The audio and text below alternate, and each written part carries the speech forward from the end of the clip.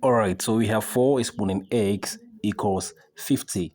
Now we can't apply the one-to-one property of exponent rule here. The reason is that we can convert 4 and 50 to have the same base. Therefore, we are going to apply other laws of logarithm to solve the equation. Now we can write 50 as 25 times 2.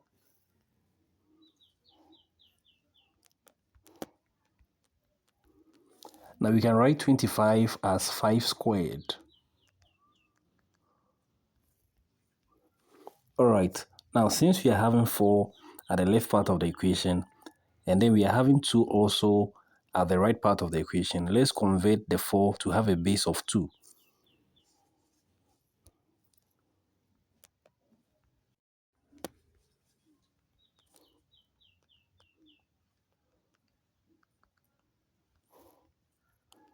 Alright, now we have 2 exponent 2, or in a bracket, multiplying an exponent of what? X.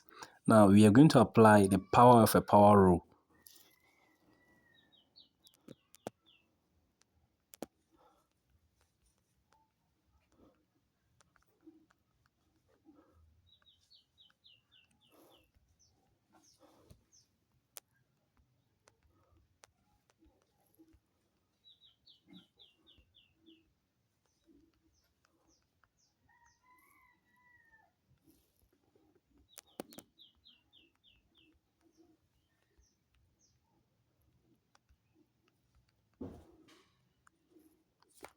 Alright, so at this stage, we are having 2 exponent 2x at the left part of the equation. We can also see 2 exponent 1 at the right part of the equation. Therefore, we can divide both sides of the equation by 2 exponent 1 in order to apply the quotient rule.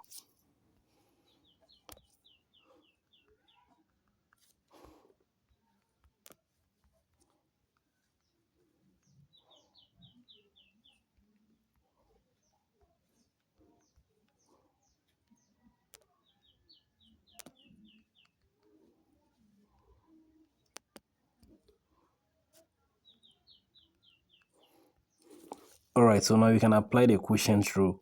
Now, before we apply the quotient rule, let's quote the rule.